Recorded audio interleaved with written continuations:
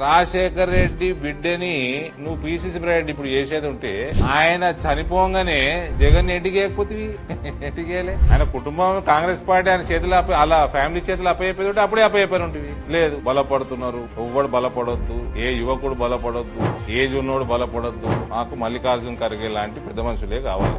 ప్రణబ్ ముఖర్జీ గారు వద్దు, మన్మోహన్ సింగ్ గారు కావాలి. అమ్మ పొలిటికల్ బ్రెయిన్ కదా, ప్రణబ్ ముఖర్జీ భయం అవుతుంది. శశి తరూర్ వద్దు, మంచిగా మాట్లాడతాడు కదా, ఆయన పెట్టిడు పుట్టక్ బయటకు చేస్తా ఉంటాడు. అధీర్ రంజన్ చౌదరి అట్లా. ఇది కాంగ్రెస్. అందుకే చెప్తున్నా నేను, ఆ పార్టీలు ఉంటే భవిష్యత్తు ఖరాబ్ చేసుకోవడం తప్ప ఏం లేదు.